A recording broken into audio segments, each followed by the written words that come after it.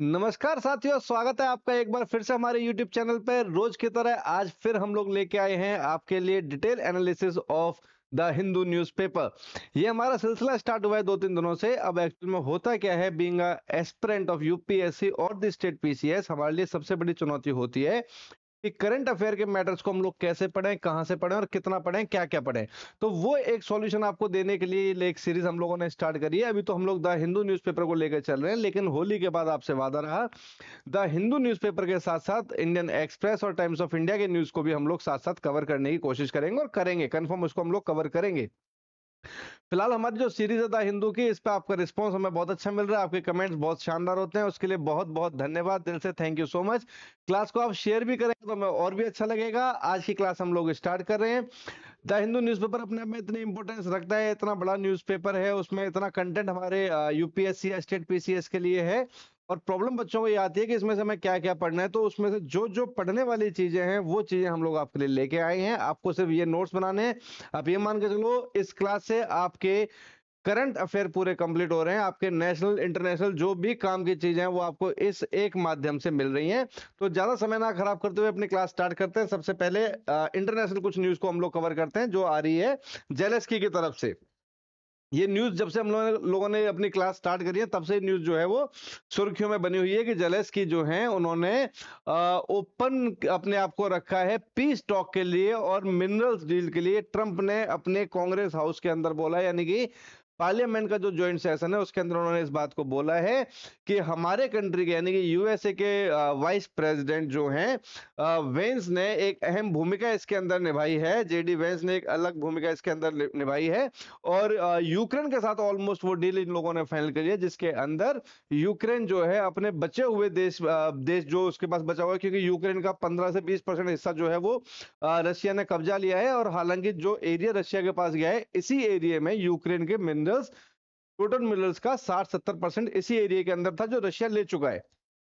अब ट्रम्प महोदय का मानना यह है कि जो जा गया सो गया, उसको बाद में देखेंगे, लेकिन जो बचा हुआ है इसको हम लोग ले लेते हैं, नहीं तो पता चलेगा कि ये भी रशिया ले जाएगा। तो इस चक्कर में पूरा यूरोप इसके साथ लगा हुआ था। पूरा यूरोप इस पे प्रेशर तो नहीं कहेंगे, पूरा यूरोप ट्रम्प को अप्रोच कर रहा था। और ट्रम्प ने चीजों को समझते हुए, या ट्रम्प का तो खैर क्या ही बोले, जेडी वेंस ने इस मैटर को समझते हुए यूक्रेन के साथ ये अपना एक टॉक रखा, कंटिन्यू रखा, अपना डायलॉग टॉक उन्होंने अपना कंटिन्यू रखा, जिसके बाद एक रिजल्ट निकल के आया कि जेलेस्की जो है वो अपने डील करने के लिए तैयार हैं बचे हुए मिनरल्स पे।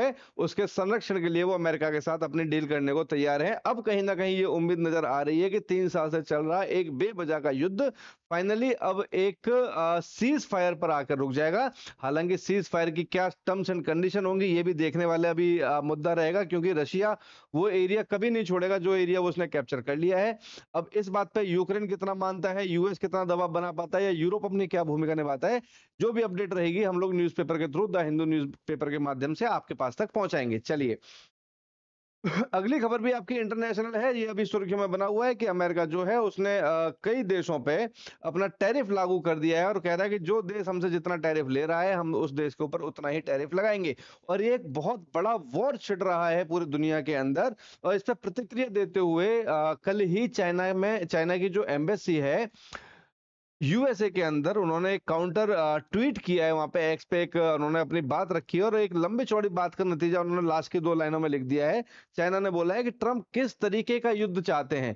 ट्रंप इकोनॉमिकल वॉर चाहते हैं, वो टैरिफ वॉर चाहते हैं, वो टेक्नोलॉजिकल का वॉर चाहते हैं, वो एआई में वॉर चाहते हैं, या वो किसी भी टाइप का वॉर चाहते हैं, तो चाइना उनके साथ हर वॉर को लड़ने के लिए तैयार है अनटिल द एंड।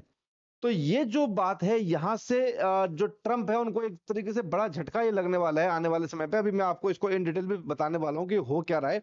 देखिए, हुआ क्या कि यूएसए में जब ट्रम्प अपना दूसरा कार्यकाल संभालने आए, जब अपना उन्होंने दूसरा कार्यभार संभाला अपने राष्ट्रपति पद का, तो उन्होंने सबसे पहले यूरोप के साथ अपने एक रिलेशनशिप को खराब किया। ठीक है। यूरोप में उन्होंने ग्रीनलैंड को अप्रोच करना स्टार्ट किया, यूरोप के कंट्रीज की जो भी रिप्रेजेंटेटिव उनसे मिलने आ रहे थे उनको डिसरेस्पेक्ट करना उन्होंने स्टार्ट किया। जेलेस्की मिलने गए, जेलेस्की को उन्होंने डिसरेस्पेक्ट किया। ठीक है, तो ये सभी का सभी सिलसिला चल रहा था और दुनिया को वो अपने स्टार्टिंग से ही बोलते आ रहे थे कि भैया मैं टैरिफ लगाऊंगा, मैं ये करूंगा, मैं ये करूंगा, मैं नहीं मानूंगा, मैं हर कंट्री के ऊपर टैरिफ लगाऊंगा। अपने पड़ोसी देश कनाडा और मैक्सिको दोनों ही कंट्री के ऊपर टैरिफ लगाने की धमकी पहले दिन से दे रहे हैं, इलेक्शन के रिजल्ट से पहले वो धमकी दे रहे थे। वो सभी चीजें चलती आ रही थी और दुनिया जो थी वो देख रही थी कि कोई एक, क्योंकि देखो अमेरिका जो है वो अपने आप में वर्ल्ड लीडर है, सबसे बड़ी पावर है, और दुनिया एक देख रही है कि इसका अल्टरनेट क्या मिलेगा। और जैसे ही कल चाइना ने ये अपना एक काउंटर रिप्लाई कर दिया, अमेरिका में बैठी हुई एमएससी जो चाइना की है, उन्होंने वहीं से एक अमेरिका को रिप्लाई किया और बोला है कि हम लड़ने के लिए तैयार हैं, अब तो जो होगा वो देखा जाएगा, आप कैसी लड़ाई चाहते हो, आप तो सिर्फ हमें वो बता दो। ठीक है, और यहां जब ट्रंप ने उनके ऊपर टैरिफ लगाया तो उतना ही टैरिफ चाइना ने किसके ऊपर लगा दिया, अमेरिका के ऊपर, अपने कंट्री के अंदर लगा दिया। तो दोनों के बीच में एक जवानी जंग थी जो टैरिफ वॉर के अंदर जा चुकी है और चाइना जो है वो एक तरीके से वर्ल्ड लीडर की भूमिका यहाँ पर निभाता हुआ दिखेगा।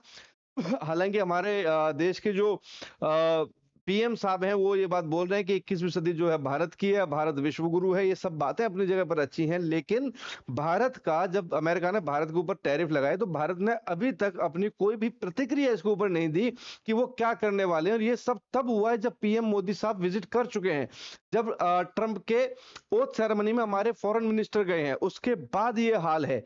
तो इंडिया जो है वो कहीं ना कहीं एक बैकफुट पर नजर आ रहा है इस पूरे मामले के अंदर, और चाइना जो है इसने मौके का फायदा उठाया, आपदा को अवसर में बदला, मोदी जी की बात को माना और उसने खुल के इस बात को रख दिया दुनिया के सामने कि हम चाइना वाले अमेरिका से लड़ने को तैयार हैं।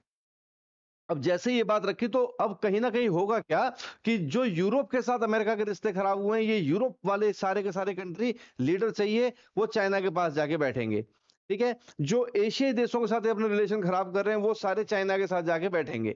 तो ये सारी की सारी चीजें अगर हो जाएंगी तो आने वाले हद मार के 3 से 4 साल के अंदर चाइना जो है वो अमेरिका को बहुत पीछे छोड़ के दुनिया की सबसे बड़ी शक्तिशाली पावर बन जाएगा। ये कुछ कुछ ऐसे ही है कि जब हम लोग हिस्ट्री पढ़ते हैं, क्योंकि मैं बहुत से बच्चों को हिस्ट्री पढ़ाता हूं, तो मैंने आप लोगों को लॉर्ड वेलेस्ली और डुप्ले की कुछ नीतियां मैंने पढ़ाई थी कि जब डुप्ले फ्रांस के जो गवर्नर थे, जब वो भारत में आए तो उन्होंने यहाँ पे सब्सिडरी अलायंस, सहायक संधि जैसी कुछ चीजों को स्टार्ट किया, जिसको बाद में ब्रिटिश के गवर्नर जनरल लॉर्ड वेलेस्ली ने इंडिया के अंदर बहुत आगे बढ़ाया। 1798 से हिंदुस्तान के अंदर सहायक संधि लागू की गई, सब्सिडरी अलायंस लागू किया गया। उसके अंदर क्या था कि ब्रिटिश कंपनी जो थी वो सभी राजाओं महाराजाओं के साथ सब्सिडरी अलायंस साइन करती थी और उस पर बोल देती थी कि भाई तुम अपना एक्स्ट्रा खर्चा क्यों कर रहे हो, तुम अपना खर्चा मत करो, अपनी आर्मी तुम हटाओ, तुम्हारी आर्मी की जगह पे हम लोग हमारी आर्मी तुम्हारे पास भेज देंगे। ठीक है, तो हम उससे कम पैसे तुमसे लेंगे जो तुम्हारी आर्मी के ऊपर खर्चा हो रहा है। इस तरीके से ब्रिटिशर्स ने क्या किया था कि हिंदुस्तान के सभी जो रियासतें थी उसको, ऑलमोस्ट सभी रियासत को अपने अंडर उन्होंने रख लिया था, अपने अंडर कर लिया था। ठीक है ना, तो ये कुछ ऐसे हुआ कि जब सेकंड वर्ल्ड वॉर खत्म हुआ तो अमेरिका ने एक नेटो बनाया, नेटो बनाने के बाद बोला कि तुम सभी देश जो यूरोप वाले हैं तुम लोग डरो मत, तुम्हें घबराने की जरूरत नहीं है, मैं तुम्हारे लिए बैठा हूं, नेटो तुम्हारे लिए बैठा है।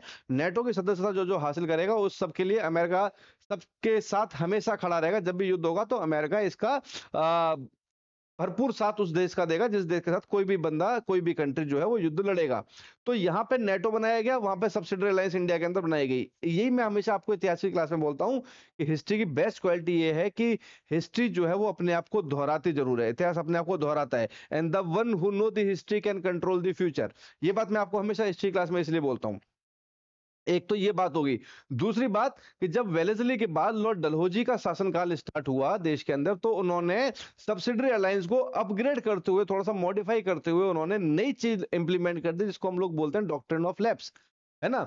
और डॉक्ट्रिन ऑफ लैप्स के अंदर क्या हुआ कि तुम सब तो मेरे अंडर हो ही, लेकिन अब अगर किसी भी राजा के पास पुत्र संतान नहीं है तो उसके मरने के बाद उसकी सारी संपत्ति कंपनी की हो जाएगी और उसका गोद लिया हुआ बेटा किसी भी रूप से उस संपत्ति के लिए अपने आप को लायबल नहीं बता सकता, उस पर अपना हक नहीं जमा सकता। तो ये जो काम था ये काम किया। देखो जब अमेरिका दूसरा वर्ल्ड वॉर जब समाप्त हुआ तब रूजवेल्ट अमेरिका के राष्ट्रपति हुआ करते थे, उन्होंने अमेरिका की पूरी इकोनॉमिक पॉलिसी को जब बनाया था तब उन्होंने ये वाली बात रखी थी, भैया नेटो बना देते हैं, नेटो में जो जो आ जाएगा वो हमारे साथ है, हम उसके साथ मिलकर काम करेंगे, जो लॉर्ड वेलेस्ली ने किया। फिर जो लॉर्ड डलहौजी आए उन्होंने सभी जो नीतियां थी वो सारी की सारी समाप्त करने की स्टार्ट करी और अपनी ही नीतियां बना के उसके ऊपर थोप दी। ठीक है ना, और वही काम अभी ट्रंप कर रहे हैं। ट्रंप ने अपनी नीति बनाई कि भाई जो मेरे पे टैरिफ लगाएगा मैं उस पे उतना ही टैरिफ लगाऊंगा। ये तो वही बात होगी भाई, करने में तो सारे काम घर के एक व्यक्ति कर सकता है ना, गाड़ी भी चला सकता है, कपड़े भी धो सकता है, प्रेस भी कर सकता है, खाना भी बना सकता है। तो फिर वो घर के अंदर बाकी जो नौकर या सर्विस जो उसने ले रखी है बाकी लोगों की, उसकी जरूरत क्या है ना। तो इस तरीके से तो जो इकोनॉमी सिस्टम है पूरी दुनिया का भट्टा बैठ जाएगा। और आने वाले कुछ ही सालों में अगर अमेरिका इसी पॉलिसी को कंटिन्यू करता है तो यकीन मानिए आने वाले हद मार के 10 सालों के अंदर अमेरिका की जो इकोनॉमी है वो पूरी तरीके से क्राइसिस में चली जाएगी। ये अभी तो अच्छी लग रही है सारा का सारा सिस्टम। ये तो वही हिसाब है कि ट्रंप को पता है कि मेरा लास्ट सेशन है और 4 दिन की मुसलमान लिए अल्लाह अल्लाह पुकारे, तो इसीलिए वो अपने डिसीजन लिए जा रहे हैं। उनको पता है कि इस पे कोई क्या ही कर सकता है, अभी तो मैं पावर में हूं तो मैं अपने अकॉर्डिंगली काम कर लेता हूं। लेकिन ट्रंप के द्वारा लिए जाने वाले सारे के सारे डिसीजन आने वाले समय पे अमेरिका की इकोनॉमी को पूरी तरीके से बर्बाद कर देंगे। ये बात अमेरिका को समझ में तो आएगी, आज नहीं आएगी तो कल आएगी, क्योंकि ट्रंप से जैसे ट्रंप अपने अभी राष्ट्रपति कार्यकाल संभाल रहे हैं, इससे पहले 47 प्रेसिडेंट अमेरिका के अंदर रहे हैं, ठीक है ना। वो लोग भी दुनिया के साथ बैलेंस करके चलते थे। ऐसा नहीं है कि मैं उतना टैरिफ लगा दूंगा। टैरिफ लगाना आज आपको अच्छा लग रहा है, आज आपके पैसे बच रहे हैं कि आज आप अपने घर में सारे काम कर रहे हो तो आपके पैसे बच रहे हैं, लेकिन ये आप भी जानते हो कि कुछ महीने में कुछ दिनों में आपकी तबीयत खराब होने स्टार्ट हो जाएगी और काम खराब हो जाएंगे, है ना। उसी तरीके से अमेरिका का हाल भी होने वाला है। खैर, अमेरिका ने यहाँ पे टैरिफ लगा दिया, इसका रिजल्ट जो था वो मैं अगली न्यूज में मिल जाता है कि जैसे अमेरिका ने टैरिफ लगाया और जिस तरीके से चाइना ने अमेरिका को काउंटर किया, उसी में चाइना ने अपना डिफेंस बजट जो था वो 7.2% इंक्रीज कर दिया। यानी कि तकरीबन तकरीबन उन्होंने 40% अपना डिफेंस बजट जो था उसको पिछले बार से, मतलब 7.2 तो इस साल बढ़ाया है और हमेशा के हिसाब से 40% बढ़ा लिया है, ठीक है। ऑलमोस्ट $245 बिलियन जो है वो चाइना ने अपने डिफेंस के ऊपर बढ़ा दिया। इसका मतलब क्या है कि जो बात मैंने आपको थोड़ी देर पहले बोली थी कि अभी दुनिया को एक नया लीडर चाहिए, अब नेटो की कोई जरूरत है नहीं। अमेरिका हमेशा धमकी देता रहता है कि मैं नेटो छोड़ दूंगा, मैं यूएनओ छोड़ दूंगा। तो अमेरिका की धमकियों को सीरियस लेते हुए चाइना ने वर्ल्ड लीडर की भूमिका यहां पे निभाई है और चाइना कह रहा है कि ठीक है, तू नेटो छोड़ दे, तू नेटो कल का छोड़ता आज छोड़ दे, मैंने अपना डिफेंस पावर बढ़ा दिया है, मैं अपना जो बजट है वो डिफेंस के ऊपर इसलिए बढ़ा रहा हूं क्योंकि अब जिन देशों को तुम सिक्योरिटी नहीं दे पा रहे हो उन देशों को अब मैं सिक्योरिटी दूंगा। तो अब हो सकता है कि आने वाले समय पर यूरोप जो है वो चाइना की गोद में जाके बैठ जाए, या और कुछ कंट्री जो है खासकर छोटे कंट्री जो है एशिया के अंदर या अफ्रीकन कंट्री जो है वो शायद चाइना का दामन थाम ले ट्रंप की इन नीतियों की वजह से। तो पिछली न्यूज का रिफ्लेक्शन अगली न्यूज में आपको देखने को मिल जाएगा। माफ कीजिएगा, आगे बढ़ते। फिर न्यूज वही है, Greenland is hours says the PM of Greenland. और वो ट्रंप को ये बात कह रहे हैं क्योंकि ट्रंप ने रिसेंटली अपने जो इन्होंने अपना सेकंड कार्यकाल का अपना पहला पार्लियामेंट कांग्रेस सेशन लिया है, उसमें उन्होंने ये बात ट्रंप ने बोली है। किस बिहाफ पे बोली है भगवान ही जाने। ट्रंप बोलते हैं ग्रीनलैंड के लोगों को कि आप लोग अमेरिका का साथ दो। Mister Trump said we will keep you safe, will make you rich and together we will take Greenland to the highest like you have never thought possible before. ठीक है ना। तो अमेरिका के राष्ट्रपति अपनी संसद के अंदर ग्रीनलैंड के लोगों को उकसा रहे हैं, उनको समझा, उनको भड़काने का काम कर रहे हैं, किसी भी तरीके से वो लोग ट्रंप साहब की बातों में आ जाएं और वो अपने ही देश के खिलाफ जो अपने एक इंटरनल जो मैटर है उसमें वो दंगे टाइप का कुछ हो जाए, जिसकी वजह से लोग एक वहां पे लाइक विद्रोह करते हैं अपने शासन का और अमेरिका के फेवर में चले जाएं, अमेरिका के पक्ष में चले जाएं। अमेरिका उनके लिए वोटिंग का प्रस्ताव लेके आया है कि ग्रीनलैंड में वोटिंग होनी चाहिए और वहां के लोगों से पूछना चाहिए कि उनको कहां जाना है और कहां नहीं जाना है। इसको कटाक्ष करते हुए ग्रीनलैंड के पीएम साहब बोलते हैं, म्यूट एगेट बोलते हैं कि ऐसा कुछ नहीं है। ग्रीनलैंड के रहने वाले लोग आज से नहीं 800 साल से ग्रीनलैंड के लोग हमारे साथ मिलकर रह रहे हैं, ना तो उनको वोटिंग की जरूरत, ना उन्होंने वोटिंग मांगी मांगी और ना ही हमारे देश के अंदर किसी प्रकार की कोई अशांति है। तो मिस्टर ट्रंप, आप जितना हमसे दूर रहेंगे उतना आपके लिए बेटर रहेगा। तो ये एक जो कोल्ड वॉर है वो चल रहा है। जैसे कोल्ड वॉर बता के नहीं आता, वर्ल्ड वॉर या कोई वॉर होता है उसमें दो देश लड़ना स्टार्ट कर देते हैं। कोल्ड वॉर क्या होता है, ये जो हो रहा है यूरोप और अमेरिका के बीच, है ना, ये जो हो रहा है यूक्रेन और अमेरिका के बीच, ये कोल्ड वॉर है। ये जो हो रहा है यूक्रेन और रशिया के बीच, ये वॉर है।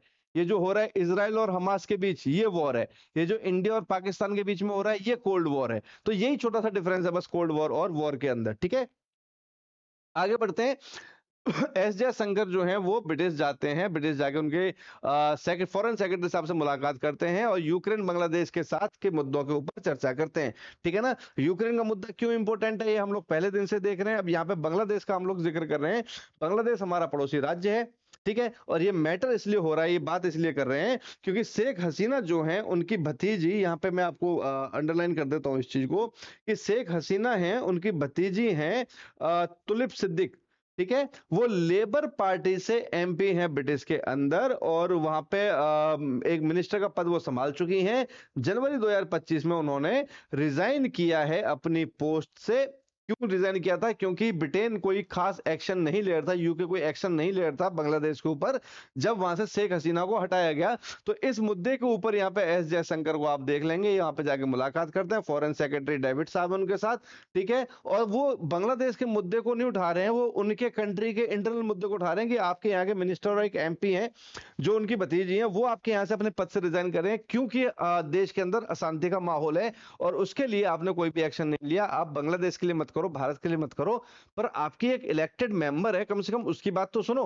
तो ये एक जाल बिछाया जा रहा है यूरोप के अंदर भी, क्योंकि अमेरिका का तो स्टैंड क्लियर है कि वो डेमोक्रेटिक कंट्री को सपोर्ट करता है। ट्रंप की एक अच्छे रिलेशनशिप हमेशा से रहे हैं डेमोक्रेटिक देशों के साथ, खासकर शेख हसीना के साथ भी। तो उनको पता है हम लोगों को कि अमेरिका का सपोर्ट इस मुद्दे पे तो हिंदुस्तान को मिल जाएगा, लेकिन अमेरिका के साथ साथ उनको यूरोप और बाकी अन्य देशों का साथ भी चाहिए। उसके लिए इंडिया जो है वो अपना काम कर रहा है। हमें पता है कि चाइना, पाकिस्तान हमें इस मुद्दे पर समर्थन नहीं देंगे, पर बाकियों का तो लिया जाए। उसी के रिगार्डिंग ये वाली मीटिंग हुई है। आगे बढ़ता हूं उसके बाद। India is a good venue for production and capacity expansion. ठीक है ना, ये बात कर रहे हैं, ये जो बात करने वाले व्यक्ति हैं ये बेसिकली एंड्रोस हैं, जो यूरोपियन कमिश्नर हैं डिफेंस और स्पेस एजेंसी के। ये कह रहे हैं कि स्पेस एजेंसी जो इंडिया की इसरो है, ये आने वाले समय पे नासा जैसी संस्थाओं को शायद पीछे छोड़ने में कामयाब हो जाएगी, और यही सही समय है कि आप इसरो के साथ या इंडियन स्पेस एजेंसी के साथ अपना इन्वेस्टमेंट कर सकते हैं, अपना काम कर सकते हैं। अच्छा, ये बात भी क्यों निकल के आ रही है स्पेस एजेंसी की, क्यों यहाँ पे बात हो रही है? ये बात इसलिए हो रही है क्योंकि जो अमेरिका में चल रहा है, अमेरिका के अंदर डोनाल्ड ट्रंप की सरकार है, लेकिन एक्चुअल में जो डिसीजन लिए जा रहे हैं वो ट्रंप साहब अपने अकेले के डिसीजन नहीं ले रहे हैं। डिसीजन के अंदर ट्रंप और एलन मस्क दोनों हैं, और दुनिया जानती है कि एलन मस्क जो दुनिया के सबसे रिचेस्ट व्यक्ति भी हैं, उनकी अपनी एक स्पेस कंपनी है जो सैटेलाइट्स वगैरह पर काम करती है। तो वो नासा जो है वो एक तरीके से अब एलन मस्क के लिए काम करेगा, और एलन मस्क और नासा मिलकर काम करने वाले हैं, क्योंकि वो एक व्यापारी व्यक्ति है, वो अपने व्यापार का फायदा देख रहा है, इसके अलावा उसको दुनिया से कोई खास फर्क नहीं पड़ रहा। तो उसी के संदर्भ में यहाँ पे जो यूरोपियन कंट्रीज हैं वो कह रहे हैं कि नासा के अंदर जो मैक्सिमम नंबर ऑफ साइंटिस्ट है वो इंडियंस हैं, और इंडिया ही एक ऐसा कंट्री है जो नासा को काउंटर कर सकता है। तो अपने आप को स्पेस एजेंसी में स्ट्रॉन्ग अगर आप लोग करना चाहते हो, यूरोपियन कंट्रीज को ये बोल रहे हैं, तो this is a good time to invest with India in the space agency. ठीक है ना, तो ये सारी की सारी चीजें आपको इसलिए पता होनी चाहिए क्योंकि जब आप मेंस लिखते हैं, जब आप इंटरव्यू के अंदर बैठते हैं, तो सारे के क्वेश्चन आपको इसी के इर्द गिर्द मिलेंगे। चलिए, अगला है आपका mission against Hamas not accomplished, यानी कि अभी इजराइल के नए नवेले एक चीफ बने हैं मिलिट्री के, जिनका नाम है इयाल जामिर। वो कहते हैं कि अभी हमारा जो युद्ध है हमास के खिलाफ वो समाप्त नहीं हुआ है। अभी हम लोगों एक युद्ध हमारा स्लो चल रहा है, लेकिन अभी भी हमास, जब तक उन्होंने स्टार्टिंग में बोल दिया था कि हमारी लड़ाई ये नहीं है कि हमें इस अटैक का बदला लेना जो हमास ने हमारे देश के ऊपर किया है, या हमें गाजा बर्बाद करना है। नहीं, हमारी लड़ाई ये है कि जब तक हमास का आखिरी लड़ाका जिंदा रहेगा तब तक ये लड़ाई चलती रहेगी। उसी बात को रिपीट किया, कह रहे हम गाजा पे फालतू अटैक नहीं कर रहे, वहां पे हम लोग पीस करेंगे, वहां पे हम लोग सीज फायर करेंगे, उसको हम गाजा पट्टी को हम लोग एक बार वापस से अमेरिका के साथ मिलके, ये भी न्यूज हम लोगों ने इस पर कवर की हुई है ऑलरेडी। आप यूट्यूब पे अगर थोड़ा सा चैनल को, वीडियोस को देखोगे तो आपको हमास वाली वीडियोस भी मिल जाएगी। गाजा पट्टी के ऊपर अमेरिका जो अब डेवलपमेंट करने वाला है वो बात हमने ऑलरेडी कवर कर रखी है। तो उसी को यहाँ पे आगे बढ़ाते हुए उन्होंने बोला है कि ठीक है, हम गाजा के साथ हमारा युद्ध विराम हो सकता है, हो गया हो, लेकिन अभी हमास के साथ नहीं हुआ। हमारी लड़ाई हमास के खिलाफ थी, गाजा के खिलाफ नहीं थी, और हम हमास के खिलाफ जब तक लड़ेंगे जब तक कि आखिरी हमास का सोल्जर हम लोग ना मार दें, तब तक हमारी लड़ाई उनके साथ चलती रहेगी। ठीक है, चलिए अगली न्यूज हमारी आती है रिटेन एग्जिस्टिंग लोकसभा सीट। ये बड़ी इंपॉर्टेंट है भाई कि तमिलनाडु की जो सरकार है ये आजकल बहुत ज्यादा न्यूज में है। अभी देखिए हुआ क्या कि 1971 से इंडिया के अंदर पॉपुलेशन सेंसस यानी कि जनगणना स्टार्ट हुई। और 1971 में जब जनगणना हुई तो उसी के हिसाब से हमारे देश की जो लोकसभा, राज्यसभा और जो हमारे स्टेट असेंबलीज की सीट है वो सारी की सारी फाइनल की गई थी। और ये कहा गया था कि अगला जो परिसीमन होगा, अगला जो हम लोग इस पर डिस्कस करेंगे वो सन 2025-26 में करेंगे। ठीक है ना। तो 1971 से लेके हर 10 साल के बाद देश के अंदर जनगणना होती थी। 81 में हुई, 91 में हुई, 2001 में हुई, 2011 में हुई। 11 के बाद जनगणना अभी तक नहीं हुई। ठीक है ना। क्यों नहीं हुई? क्योंकि देखो जनगणना 21 में होनी थी और 26 में परिसीमन होना था। यानी 26 में हमें पूरा का पूरा इंडिया की पॉपुलेशन कितनी है, कितने अमीर हैं, कितने गरीब हैं, कितने गांव में रह रहे हैं, कितने शहरों में, कितने मेल, कितने फीमेल, कितनी एज के बच्चे, ये सारा का सारा एक पैराग्राफ इंडिया को तैयार करना था। तो हमारी गवर्नमेंट का मानना था कि 21 में ये सारे काम कर लो, 26 में फिर परिसीमन हो जाएगा, सारी चीजें हमें रीचेक करनी है, सारी चीजें हमें शुरू से रिसर्च करनी है, फिर वापस से उतनी मेहनत करने का कोई फायदा है नहीं। तो 26 में अभी परिसीमन होगा। परिसीमन का समय 25-26 है, मतलब 2025 से 2026 का है। तो अभी वो रिसर्च स्टार्ट कर दी जाएगी इंडियंस के, हमारे कंट्री के अंदर, कि किस स्टेट में कितनी जनसंख्या है, कितनी महिलाएं, कितने एससी, एसटी, ओबीसी, मुस्लिम, हिंदू, सिख, ईसाई, इन सब चीजों के ऊपर एक रिपोर्ट बनेगी, फ्रेश रिपोर्ट बनेगी। क्योंकि अभी तक की जो रिपोर्ट थी वो 1971 के बिहाफ पे चल रही थी। यानी कि 1971 की जो रिपोर्ट थी उसी के आधार पर सब चीजों का डिसीजन लिया जा रहा था। अब जो नई रिपोर्ट आएगी, ये जो नई रिपोर्ट बताएगी कि किस राज्य के अंदर कितनी जनसंख्या है, कितने अमीर हैं, गरीब हैं, एससी हैं, एसटी हैं, ओबीसी हैं, जनरल है, सिख हैं, मुस्लिम है। अब जो रिपोर्ट बन के हर एक स्टेट की आएगी, उसके हिसाब से हमारे देश के अंदर एक बार फिर से लोकसभा, राज्यसभा, विधानसभा, विधान परिषद, इन सबकी सीटों का फैसला लिया जाएगा कि कहां पे किस राज्य को कितनी सीट देनी है, कितनी नहीं देनी है, किस में बढ़ेंगी, किस में कम होंगी। ऑल दो हमारे कॉन्स्टिट्यूशन के अंदर maximum number of seat Lok Sabha की लिखी हुई है कि भाई अभी तो हमारे पास है 545, 545 सीटें अभी तो लोकसभा की। ठीक है। लेकिन मैक्सिमम जा सकती है 550+2। हालांकि अब +2 का कंसेप्ट खत्म हो गया है। ठीक है ना। तो 5 सीट बढ़ेंगी तो किस किस राज्य में बढ़ सकती हैं? अब बढ़ेंगी वहीं पर जहां पर जनसंख्या बड़ी होगी। तो वो सारा का सारा अभी परिसीमन देश के अंदर चलेगा। 1 साल तक पूरा प्रोसेस यही चलने वाला है। ठीक है। अब यहाँ पे जब ये प्रोसेस स्टार्ट हुआ चलना, तो तमिलनाडु के जो क्योंकि वहां पे चुनाव आने वाले हैं, तो एक राजनीतिक जो वहां पे गर्मी है वो थोड़ी सी बढ़ गई है, जिसकी वजह से वहां के जो सीएम साहब है स्टालिन, वो कह रहे हैं कि मैं लड़ जाऊंगा, मर जाऊंगा, मिट जाऊंगा, बर्बाद हो जाऊंगा, लेकिन मैं तमिलनाडु के अंदर लोकसभा की सीटों को कम नहीं होने दूंगा।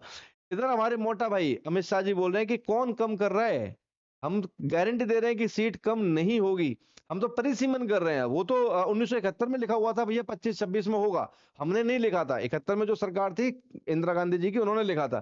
तो हम तो वही काम कर रहे हैं ना। तो जब तक परिसीमन नहीं होगा तब तक हम कुछ नहीं कह सकते। लेकिन ये है कि साउथ इंडिया के अंदर सीट कम नहीं होगी। लेकिन क्योंकि वहां पर चुनाव है इसलिए वहां पे ये हिंदी भाषा वाला और तमिल भाषा वाला एक जो 3 दिन से जो कंटिन्यू न्यूज में बना हुआ है वो मुद्दा भी चल रहा है। ठीक है। अब नया मुद्दा लेके आ गए हैं स्टालिन साहब, वो कह रहे हैं कि नहीं, मैं यहाँ पे सीट नहीं कम होने दूंगा। हालांकि देश के अंदर जब हम लोग लोकसभा की सीटों की बात करते हैं, तो लोकसभा की सीटों का जो सिनेरियो है वो कुछ कुछ ऐसा है। लोकसभा की जो सीटों का सिनेरियो है वो ऐसा है कि यूपी के अंदर सबसे ज्यादा सीट है 80। उसके बाद महाराष्ट्र के अंदर सीटें हैं 48। उसके बाद बंगाल के अंदर सीटें हैं 42। उसके बाद बिहार के अंदर सीटें हैं 40। उसके बाद तमिलनाडु के अंदर सीटें हैं 39। ठीक है। यानी कि तमिलनाडु जो है वो जनसंख्या की दृष्टि से भारत का 5वां बड़ा राज्य है, इसलिए उसमें 5वें नंबर की सीट जो है वो ज्यादा देखने को मिलती है, 39 सीट देखने को मिलती है। और तमिलनाडु के जो सीएम साहब हैं उनको लग रहा है कि ये जो सीटें हैं यहाँ पे कम करेंगे। उसके पीछे कारण ये है कि भारतीय जनता पार्टी की सरकार है और ये सरकार वहीं जीतती है जहां पे हिंदी भाषा बोलने वाले लोग ज्यादा होते हैं। तो ये हो सकता है कि यहाँ से सीट कम करके यहाँ पे या यहाँ पे या यहाँ पे कुछ सीटें बढ़ा दें, क्योंकि यहाँ पे इनके जीतने के चांसेस ज्यादा हैं। तो ये एक पॉलिटिकल न्यूज है, ये आपको पता होना चाहिए देश के अंदर कौन से राज्य में कितनी सीटें। और परिसीमन का जो मैंने आपको एक्सप्लेन किया है, ये आप लिख के ले लो कि इस बार प्रीलिम्स में इस क्वेश्चन के आने के चांस 90% है। परिसीमन के ऊपर क्वेश्चन आ सकता है, पॉपुलेशन सेंसस के ऊपर क्वेश्चन आने के पूरे पूरे चांसेस हैं।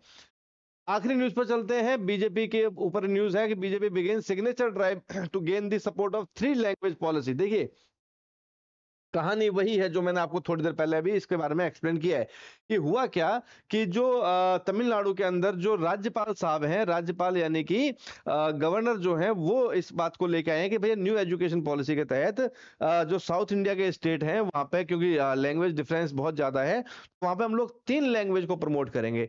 फर्स्ट वहां की वर्नाकुलर लोकल लैंग्वेज, दूसरी हिंदी, तीसरी इंग्लिश। तो ये 3 लैंग्वेज ऊपर हम लोग काम करेंगे। और इसके लिए वो लोग क्या कर रहे हैं, मतलब उन्होंने गवर्नर ने अपनी चाहत रखी है कि भाई ऐसा होना चाहिए, 3 लैंग्वेज पे काम होना चाहिए, बाकी जैसा जनता चाहे। तो वहां पे बीजेपी की जो कोर कमेटी है, भारतीय जनता पार्टी के जो कार्यकर्ता हैं, प्रदेश के अध्यक्ष हैं, बाकी के जो रैंक होल्डर्स हैं, पदाधिकारी हैं, उन लोगों ने तमिलनाडु के अंदर घर घर जाके ये अभियान स्टार्ट किया है कि भैया ये 3 भाषाओं का प्रावधान है जो पूरे देश के अंदर चलेगा, सिर्फ तमिलनाडु या साउथ इंडिया में नहीं है। हर राज्य के अंदर रहेगा कि एक लोकल लैंग्वेज रहेगी पढ़ने के लिए, एक हिंदी भाषा रहेगी, एक इंग्लिश वाला भाषा रहेगी। क्योंकि हमारा देश जो है वो विभिन्नताओं का देश है, और अभी तक हम लोग इस देश के अंदर अपनी एक नेशनल लैंग्वेज डिसाइड नहीं कर पाए हैं।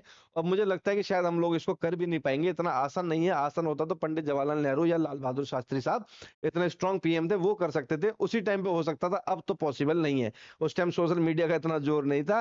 अब कुछ भी होगा तो दंगे इंडिया के अंदर 1 सेकंड लेते हैं दंगे होने में। तो अब ये पॉसिबल नहीं है, इसलिए सेंट्रल गवर्नमेंट ने जब न्यू एजुकेशन पॉलिसी बनाई थी तो इसमें 3 भाषाओं का प्रावधान रखा था। हालांकि 3 भाषाओं का प्रावधान जब हम लोग हमारी मॉडर्न हिस्ट्री पढ़ते हैं, और जब ब्रिटिश सरकार का जब हम लोग एजुकेशन पॉलिसी पढ़ते हैं, ब्रिटिश गवर्नमेंट क्राउन वाला, तो उस समय पे भी 3 भाषाओं के अंदर शिक्षा चलती थी। वो एक अलग पैटर्न था, ये अलग अलग पैटर्न है।